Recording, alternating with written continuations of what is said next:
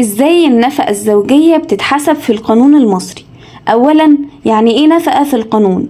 النفقة في القانون بوجه عام هي ان الاب ملزم يصرف على زوجته واولاده ويعيشهم عيشة ادمية. اما النفقة الزوجية معناها التزام قانوني على الزوج انه يصرف على زوجته من اول عقد الزواج الصحيح، والنفقة هنا مش صدقة ولا منة، ده حق ثابت بالقانون والشرع. ثانيا، النفقة بتشمل ايه بالظبط؟ بتشمل مأكل، ملبس، مسكن، علاج. يعني القاضي بيحسب النفقة على أساس مستوى معيشة الزوجة وقدرة الزوج المالية. ثالثا، امتى الزوجة بتستحق نفقة زوجية؟ لازم 3 شروط يكونوا متوافرين مع بعض: طاعة الزوجة، سلمت نفسها للزوج، تعيش في مسكن الزوجية الشرعي، ما تكونش ناشز، لأن لو صدر حكم نشوز على الزوجة كده النفقة بتسقط من تاريخ النشوز. رابعا، امتى النفقة بتسقط؟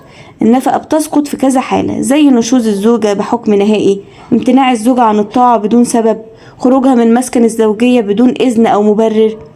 بس خد بالك، لو الخروج بسبب الضرر أو السب أو عدم الأمان اللي هي بنسميها حالات الطلاق للضرر، هنا النفقة ما بتسقطش. خامسا، القاضي بيحسب النفقة على أساس إيه؟ النفقة بتتحسب بناء على 5 عناصر أساسية، هحاول على قد ما أقدر أختصرهم.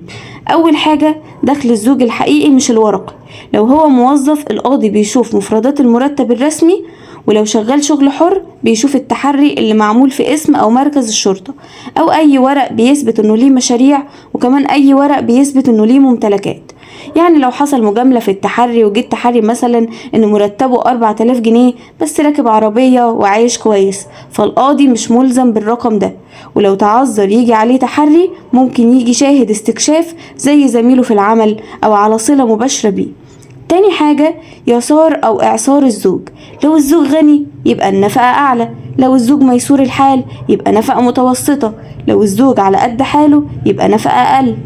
القاضي هنا بيطبق قاعدة النفقة على قدر اليسار والإعسار.